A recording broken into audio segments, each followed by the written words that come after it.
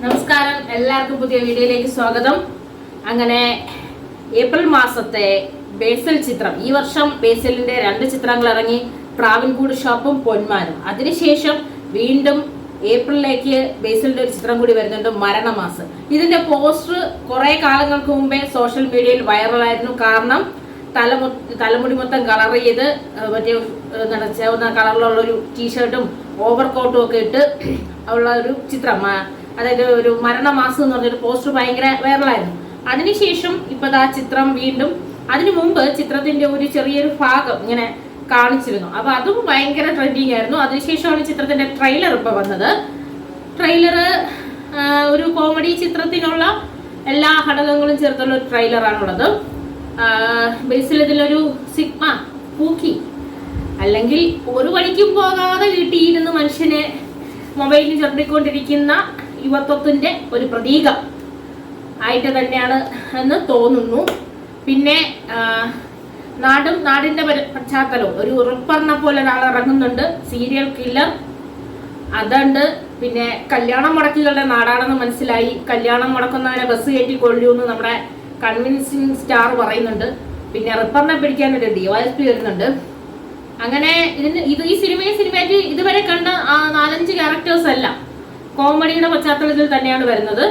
മറ്റൊരു ക്യാരക്ടർ ഉണ്ട്, അത് പറയുന്നത് വെച്ച് കഴിഞ്ഞാൽ, ഈ ക്യാരക്ടർ പറയുന്ന ഏറ്റവും വലിയ കോമഡി വെച്ചാൽ സ്കൂൾ മാറ്റി റിലേറ്റ് ചെയ്താണ്. അതായത് സ്കൂളിന് തീയിടണമെന്ന് ആഗ്രഹം ഉണ്ടായിരുന്നു, പക്ഷേ സ്റ്റാഫ് റൂമിന് മാത്രമേ തീയിട്ടുള്ളൂ.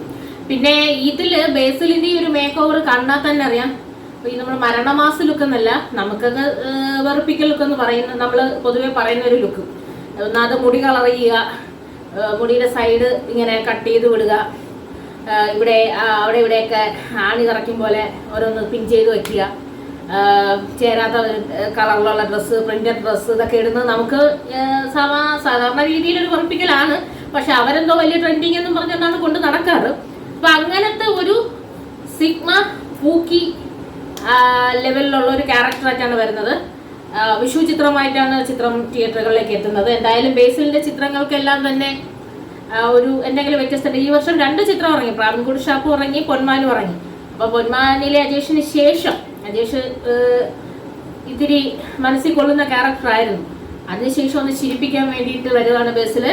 എന്തായാലും ചിത്രം വിഷു റിലീസായി എത്തുന്നുണ്ട്. ഏപ്രില് പ്രധാനമായും 3 ചിത്രങ്ങളാണ് തിയേറ്ററിലേക്ക് എത്തുന്നത്. തിയേറ്ററിൽ പോകുന്നവർക്കറിയാം, Maranamass, the prince and family, Bazooka, 3ന്റെയും ട്രെയിലർ തിയേറ്ററിൽ കാണിക്കുന്നുണ്ട്. അതുകൊണ്ടാണ് ഞാൻ പറഞ്ഞത് ഈ 3 ചിത്രമാണ് തിയേറ്ററുകളിലേക്ക് എത്തുന്നത്. അപ്പൊ നമ്മുടെ മെഗാസ്റ്റാർ ഉണ്ട്, നമ്മുടെ ജനപ്രിയനുണ്ട്, പിന്നെ ഇപ്പോഴത്തെ മാസം തോറും സിനിമ ഇറക്കുന്ന നമ്മുടെ സ്വന്തം ബേസിലുണ്ട്. അപ്പൊ 3 പേരും ചിത്രങ്ങളുമായി തിയേറ്ററുകളിലേക്ക് എത്തുകയാണ്.